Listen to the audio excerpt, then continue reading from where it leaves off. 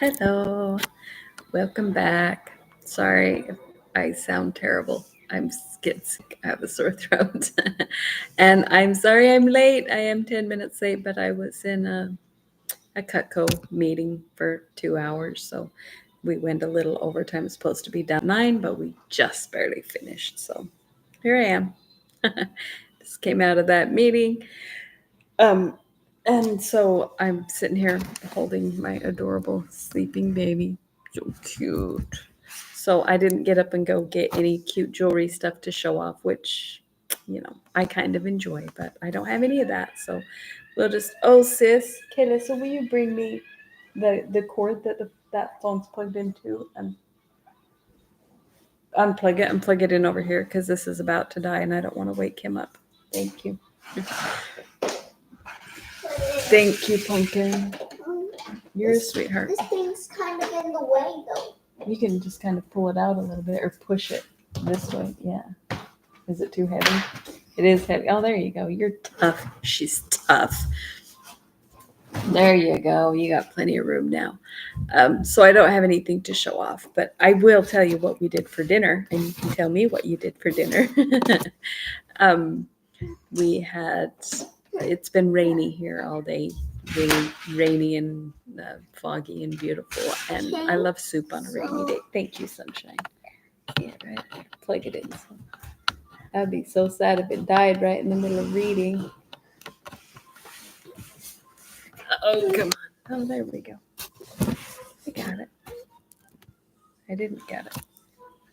Why is it not charging? It's not charging. Anyway, so I made clam chowder and baking powder biscuits. And then we got some fresh pineapple and bananas today. So I'm going to cut up some fruit before I go to bed and have a little fruit dessert, something. How come it's not charging? That's really weird.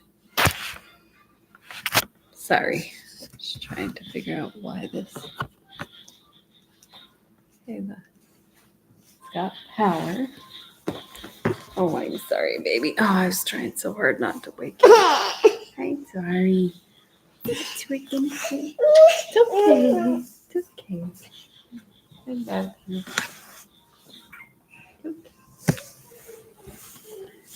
Oh, just bothering him. Oh, there we go. Okay, it is charging. All right. Sorry about that. Uh-oh. Now he's awake. I disturbed him too much. It's okay, baby. Okay.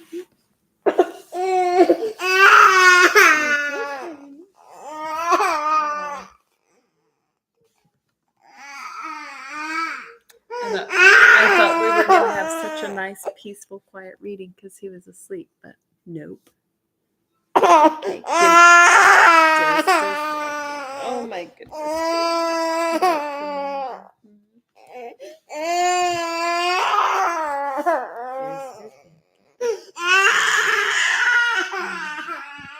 Every time I tell you. Oh, sorry, I'm just waving all over the place.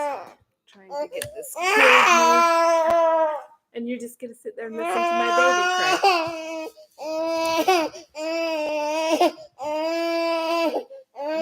Sorry.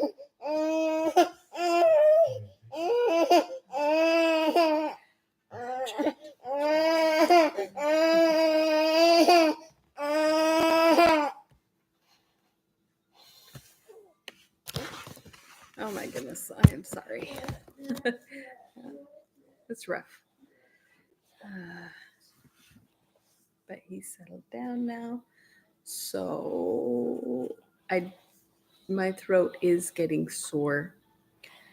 So I don't know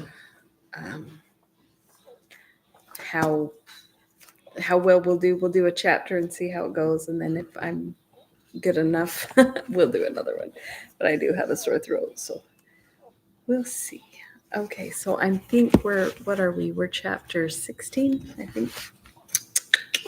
16 and 17. So I lost my place. I need to make my bookmarks. I got a mold and everything to make bookmarkers, and I just need to make some cute ones and show them off. Okay, that's... No, I went way too far because that's chapter 11. Come on, I'm so lost. Chapter 12.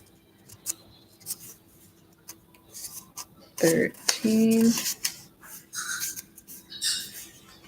I'm just so not prepared. 14.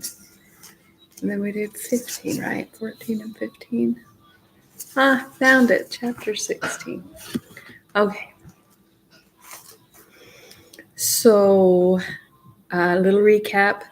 They went to their last event at the Ridotto or whatever it was, and they were going to go back to, what's it called, Howard Grove the next day, and there was this French woman that they ran into that had lost her group, her party, her people, and she was all stressed out. So Mrs. Mervyn, who's so very sweet, said, "Oh, well, we need to help her because she's in trouble." And so they bring her in the coach, and then the captain, he is a nasty piece of work. He's so mean. He can't stand her. He hates foreigners, so he just treats her like garbage, and they hate each other, and they're fighting, this French woman and him. And it comes to find out it's Madame Duval. It's Evelina's grandmother in the carriage with them. So now she can't leave because she can't leave London the very second she meets her grandmother there. And so now she's all stressed out, and they have to go visit. And anyway, it's a rough situation. Excuse me. Hopefully my voice will hold out. I sound rough. I'm sorry. Letter 14 or 16. Sorry, it's Roman numerals, and I get a little confused sometimes. It's not numbers, and I have to remember how to read them. Evelina to the Reverend Mr. Villers. Queen Anne Street, Thursday morning, April 14th. Let me have a sip of tea. Let me see if that'll help, because I sound like a frog.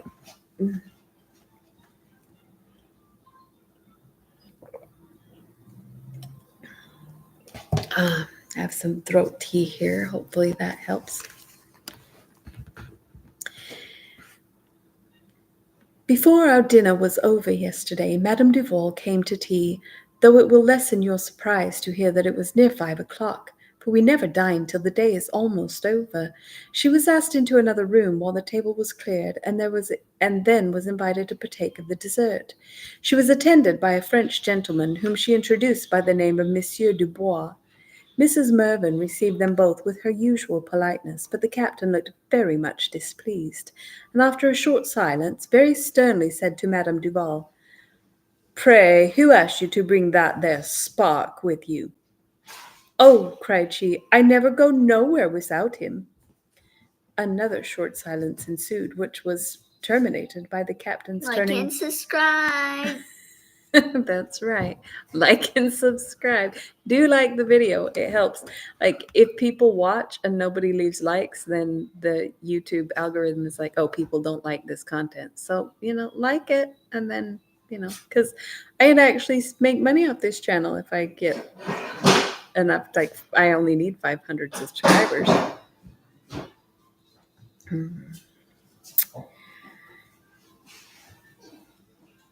Another short silence ensued, which was terminated by the captain's turning roughly to the foreigner and saying, "Do you know, monsieur, that you're the first Frenchman I ever let come into my house?"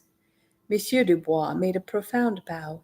He speaks no English and understands it so imperfectly that he might possibly imagine he had received a compliment.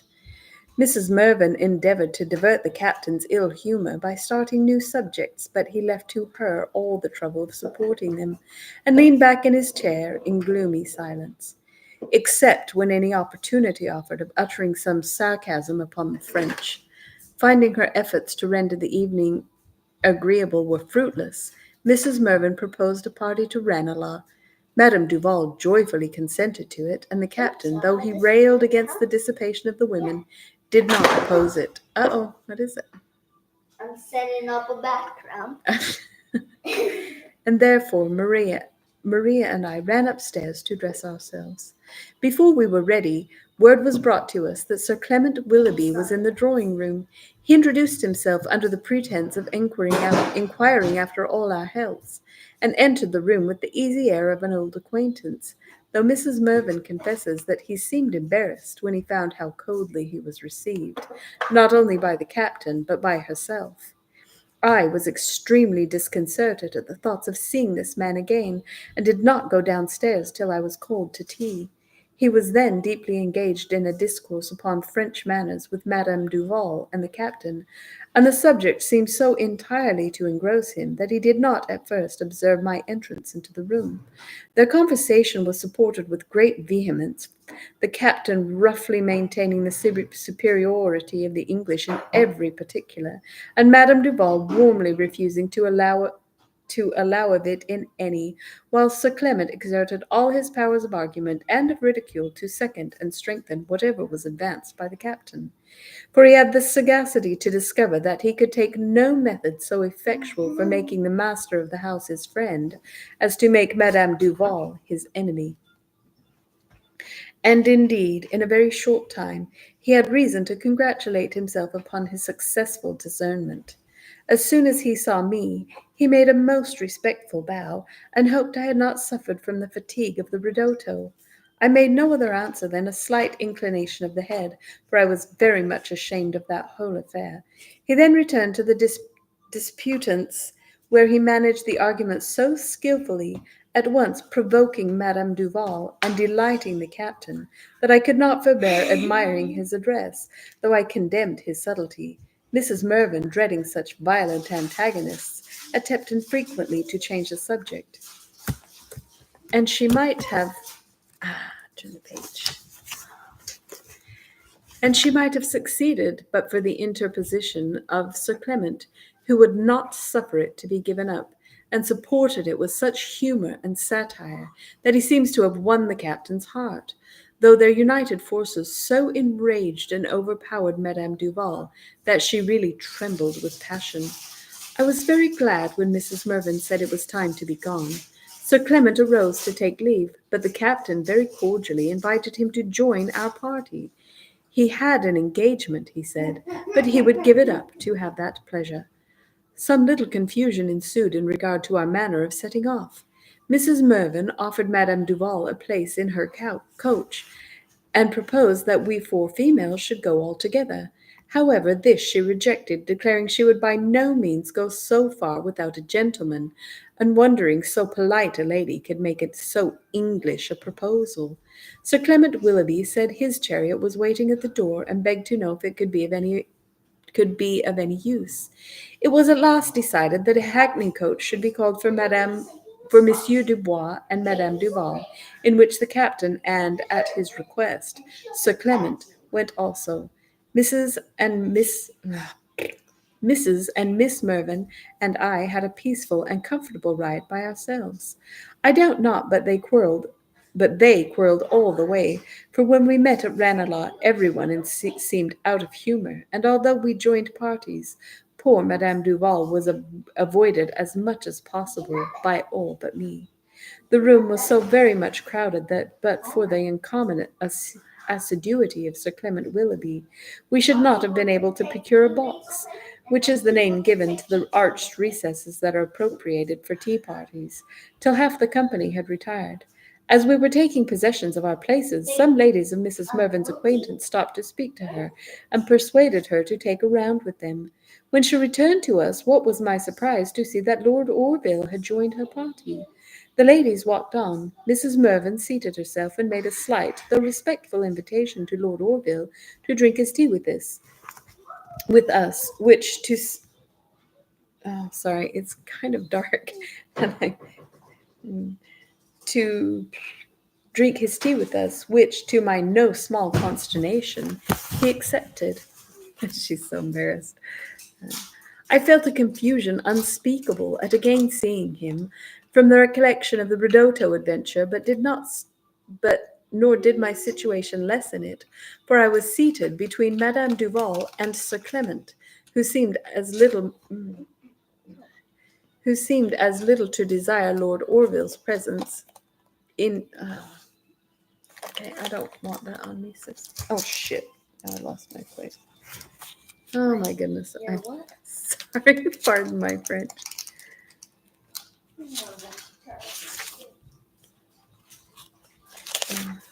Where am I? Oh my heavens! The book closed on me. Okay. Indeed, the continual wrangling and ill breeding of Captain Mervyn and Madame Duval made me blush that I belonged to them, and poor Mrs. Mervyn and her amiable daughter had still less reason to be satisfied. A general silence ensued after he was seated. His appearance, from different motives, gave a universal restraint to everybody. What his own reasons were for honoring us with his company, I cannot imagine, unless, indeed, he had a curiosity to know whether I should invent any new impertinence concerning him. The first speech was made by Madame Duval, who said, "It's quite a shocking thing to see ladies come to so genteel a place as Ranelagh with hats on. It has a monstrous vulgar look. I can't think what they wear them for. There's no such a thing to be seen in Paris."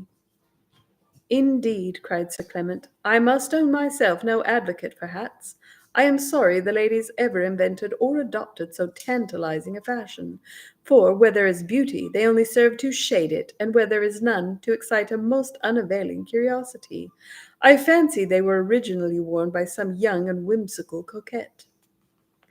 "More likely," answered the captain, "they were invented by some wrinkled old hag, who'd a mind for to keepen the young fellows in chase, let them be never so weary." "I don't know what you may do in England," cried Madame Duval, "but I know in Paris no woman needn't be at such trouble as that, to be taken very genteel notice of." "Why, will you pretend for to say," returned the captain, "that they don't distinguish the old from the young there as well as here?" "They don't make no distinguishments at all," said she. "They're vastly too polite." "More fools they," cried the captain sneeringly. "Would to heavens," cried Sir Clement, "that for her own sakes we Englishmen too were blessed with so accommodating a blindness." "Why the devil do you make such a prayer as that?" demanded the captain. "Them are the first foolish words I've heard you speak. But I suppose you're not much used to that sort of work. Did you ever make a prayer before, since you were a sniveller?" "I now," cried Madame Duval, "there's another of the unpoliteness of you English, to go talking of such things as that. Now in Paris nobody never says nothing about religion no more than about politics." "Why then," answered he, "it's a sign they take no more care of their souls than of their country, and so both one and the other go to Old Nick." "Well, if they do," said she, "who's the worse, so long as they don't say nothing about it? It's the tiresomest thing in the world to be always talking of them sort of things, and nobody that's ever been abroad troubles their heads about them." "Pray then," cried the captain, "since you know so much of the matter, be so good as to tell us what they do trouble their heads about. Hey, Sir Clement, hadn't we a right to know that much?"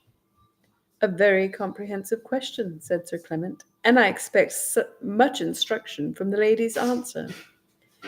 "Come, madame," continued the captain, "never flinch. Speak at once. Don't stop for thinking." "I assure you I am not going," answered she, "for as to what they do, what they've why, they've enough to do, I promise you, with that one thing or another."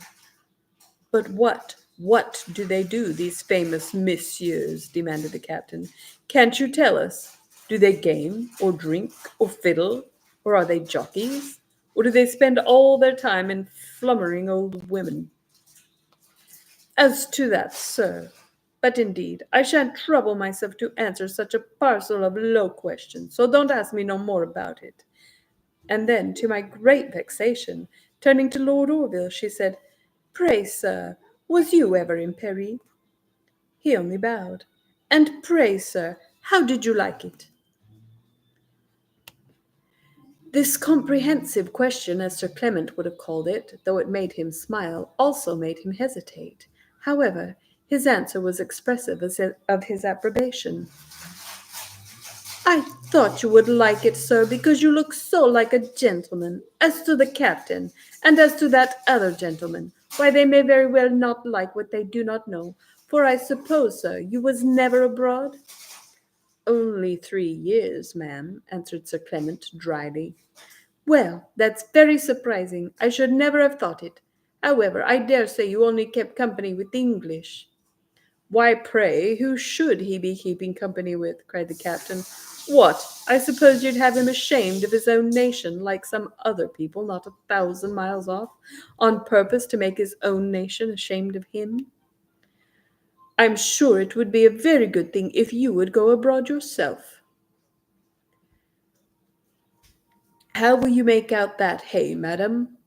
Come, please tell me, where would be the good of that? Where? Why, a great deal. They'd make quite another person of you.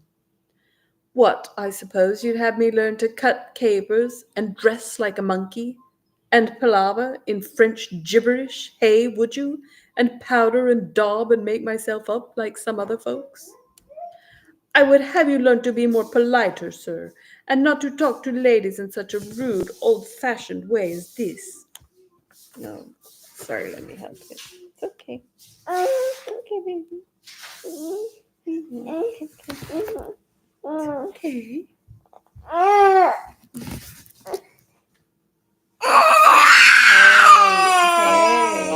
Hey, my goodness.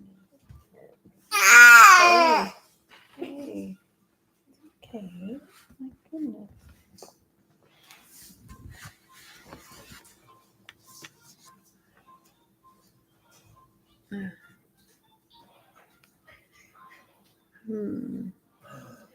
You, sir, as have been in Paris, again addressing herself to Lord Orville, can tell this English gentleman how he'd be despised if he was to talk in such an ungenteel manner as this before any foreigners. Why, there ain't any. I'm sorry, it's kind of dark and I can't see it very good. I lost my place. Why, there isn't a hairdresser, nor a shoemaker, nor nobody that. Oh, thank you, sis. That wouldn't blush to be in your company. Why, look ye, madam, answered the captain. As to your hair pinchers and shoe blacks, you may puff off their manners and welcome. I am heartily glad you like 'em so well. But as to me, since you must needs make so free of your advice, I must e'en tell you I never kept company with any such gentry. Come, ladies and gentlemen, said Mrs. Mervyn, as many of you as have done tea, I invite to walk with me. Maria and I started up instantly. Lord Orville followed, and I questioned whether we were not half round the room ere the angry disputants knew that we had left the box. As the husband of Mrs. Mervyn had borne so large a share in this disagreeable altercation, Lord Orville forbore to make any comments upon it, so that the subject was immediately dropped, and the conversation became calmly sociable and politely cheerful, and to everybody but me must have been highly agreeable. But as to myself, I was so eagerly desirous of making some apology to Lord Orville for the impertinence of which he must have thought me guilty at the ridotto, and yet so utterly unable to assume sufficient courage to speak to him concerning an affair in which I had so terribly exposed myself, that I hardly ventured to say a word all the time we were walking. Besides, the knowledge of his contemptuous opinion haunted and dispirited me, and made me fear he might possibly misconstrue whatever I might say, so that, far from enjoying a conversation which might at any other time have delighted me, I continued silent, uncomfortable, and ashamed. Oh, sir, shall I ever again involve myself in so foolish an embarrassment? I am sure that if I do, I shall deserve yet greater mortification. We were not joined by the rest of the party till we had taken 3 or 4 turns around the room, and then they were so quarrelsome that Mrs. Mervyn complained of being fatigued, and proposed going home. No one dissented. Lord Orville joined another party, having first made an offer of his services, which the gentleman declined, and we proceeded to an outward room where we waited for the carriages. It was settled that we should return to town in the same manner we came to Ranelagh, and accordingly Monsieur Dubois handed Madame Duval into a hackney coach, and was just preparing to follow her, when she screamed, and jumped hastily out, declaring she was wet through all her clothes. Indeed, upon examination, the coach was found to be in a dismal condition, for the weather proved very bad, and the rain had, though I know not how, made its way into the carriage. Mrs. and Miss Mrs. and Miss Mervyn and myself were already disposed of as before, but no sooner did the captain hear this account, than without any ceremony he was so civil as to immediately take possession of the vacant seat in his own coach, leaving Madame Duval and Monsieur Dubois to take care of themselves. As to Sir Clement Willoughby, his own chariot was in waiting. I instantly begged permission to offer Madame Duval my own place, and made a motion to get out, but Mrs. Mervyn stopped me, saying that I should then be obliged to return to town with only the foreigner or Sir Clement. "Oh, never mind the old beldame," cried the captain. "She's weatherproof, I'll answer for her. And besides, as we are all, I hope, English, why, she'll meet with no worse than she expects from us." "I do not mean to defend her," said Mrs. Mervyn, "but indeed, as she belongs to our party, we cannot, with any decency, leave the place till she is by some means accommodated." "Lord, my dear," cried the captain, whom the distress of Madame Duval had put into very good humour, "why, she'll break her heart, if she meets with any civility from a filthy Englishman." Mrs. Mervyn, however, prevailed, and we all got out of the coach to wait till Madame Duval could meet with some better carriage. We found her, attended by Monsieur Dubois, standing amongst the servants, and very busy in wiping her negligee, and endeavouring to save it from being stained by the wet, as she said it was a new lion silk. Sir Clement Willoughby offered her the use of his chariot, but she had been too much piqued by his raillery to accept it. We waited some time, but in vain, for no hackney coach could be procured. The captain at last was persuaded to accompany Sir Clement himself, and we four females were handed into Mrs. Mervyn's carriage, though not before Madame Duval had insisted upon our making room for Monsieur Dubois, to which the captain only consented in preference to being incommoded by him in Sir Clement's chariot. Our party drove off first. We were silent and unsociable, for the difficulties attending these arrangements had made everyone languid and fatigued. Unsociable, I must own, we continued, but very short was the duration of our silence, as we had not proceeded 30 yards before every voice was heard at once, for the coach broke down. I suppose we concluded, of course, that we were all half killed by the violent shrieks that seemed to come from every mouth. The chariot was stopped, the servants came to our assistance, and we were taken out of the carriage without having been at all hurt.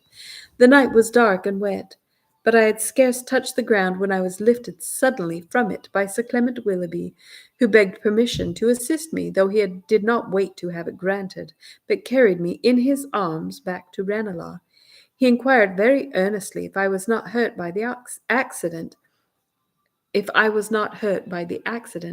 I assured him I was perfectly safe and free from injury, and desired he would leave me and return to the rest of the party, for I was very uneasy to know whether they had been equally fortunate. He told me he was happy in being honoured with my commands, and would joyfully execute them, but insisted upon first conducting me to a warm room, as I had not wholly escaped being wet.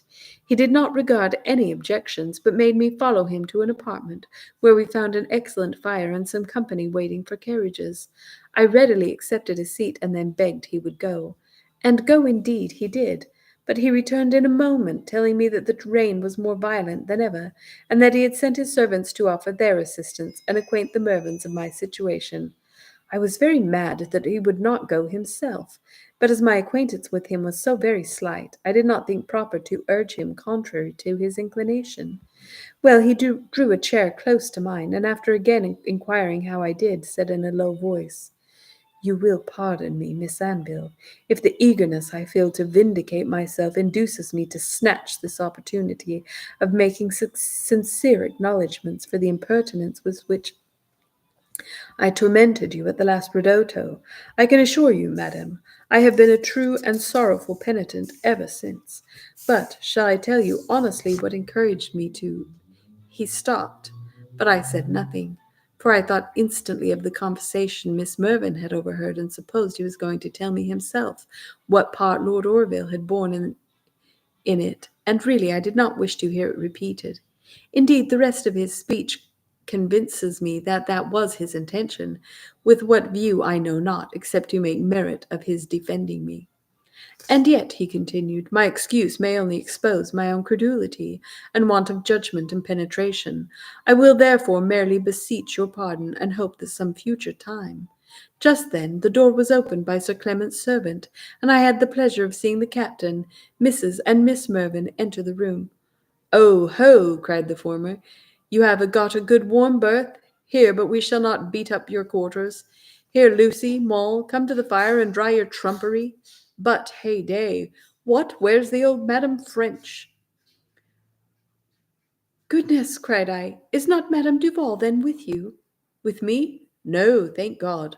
I was very uneasy to know what might have become of her, and if they would have suffered me, I should have gone out in search of her myself. But all the servants were dispatched to find her, and the captain said we might be very sure her French beau would take care of her. We waited some time without any tidings, and were soon the only party in the room. My uneasiness increased so much that Sir Clement now made a voluntary offer of seeking her. However, the same moment that he opened the door with this design, she presented herself at it, attended by Monsieur Dubois. "I was this instant, madam," said he, "coming to see for you." "You are mighty good, truly," cried she, "to come when all the mischief's over." She then entered in such a condition, entirely covered with mud, and in so great a rage, it was with difficulty she could speak. We all expressed our concern, and offered her our assistance, except the captain, who no sooner beheld her than he burst into a loud laugh. We endeavoured by our inquiries and condolements to prevent her attending to him, and she was for some time so wholly engrossed by her anger and her distress that we succeeded without much trouble. We begged her to inform us how this accident had happened. "How?" repeated she. "Why, it was all along of you were all going away, and there poor Monsieur Dubois. But it wasn't his fault, for he's as bad off as me." All eyes were then turned round to Monsieur Dubois, whose clothes were in the same miserable plight with those of Madame Duval, and who, wet, shivering, and disconsolate, had crept to the fire. The captain laughed yet more heartily, while Miss Mervyn, ashamed of his rudeness, repeated her inquiries to Madame Duval, who answered, "Why, as we were coming along, all in the rain, Monsieur Dubois was so obliging, though I am sure it was an unlucky obligingness for me, as to lift me up in his arms, to carry me over a place that was ankle deep in mud, but instead of my being ever the better for it, just as we were in the worst part, I'm sure I wish we had been 50 miles off, for somehow or another his foot slipped, at least I suppose so, though I can't think how it happened, for I'm no such great weight. But however that was, down we both came together, all in the mud, and the more we tried to get up, the more deeper we got covered with the nastiness, and my new lion's negligee Do you too, like quite my backpack? spoilt. Oh, he's showing off. Oh, my sales trophy. However, it's well we got up at all, for we might have laid there till now for aught all you cared, for nobody never came near us. This recital put the captain into an ecstasy. He went from the lady to the gentleman, and from the gentleman to the lady, to enjoy alternately the sight of their distress. He really shouted with pleasure, and shaking Monsieur Dubois strenuously by the hand, wished him the joy of having touched English ground. And then he held a candle to Madame Duval that he might have a more complete view of her disaster, declaring repeatedly that he had never been better pleased in his life. I'm sorry, this is such a... the light's bad, and the angle's bad, and the computer's propped up on my knees. The rage of poor Madame Duval was unspeakable. She dashed the candle out of his hand, stamped upon the floor, and at last spat in his face. This action seemed immediately to calm them both, as the joy of the captain was converted into resentment, and the wrath of Madame Duval into fear. For he put his hands upon her shoulders, and gave her so violent a shake that she screamed out for help, assuring her at the same time that if she had been 1 ounce less old or less ugly, she should have had it all returned on her own face. Monsieur Dubois, who had seated himself very quietly at the fire, approached them and expostulated very warmly with the captain, but he was neither understood nor regarded, and Madame Duval was not released till she quite sobbed with passion. When they were parted, I entreated her to permit the woman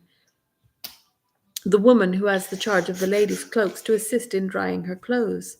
She consented, and we did what was possible to save her from catching cold. We were obliged to wait in this disagreeable situation near an hour before a hackney coach could be found, and then we were disposed in the same manner as before our accident. I am going this morning to see poor Madame Duval and to inquire after her health, though I think she must have suffered by last night's misfortunes, though indeed she seems to be naturally strong and hearty. Adieu, my dear sir, till tomorrow. Wow, that was a long one. I might just leave it there because, oh yeah, it's been more than half an hour. Yeah, we'll just pick up chapter 17 tomorrow. So I'm so tired. Oh my goodness. And I'm sick. Hopefully, if I maybe came. Oh my goodness. What are you doing? Why are you making faces? That's embarrassing. Hopefully, Caden's going to let me sleep tonight. And that would be amazing.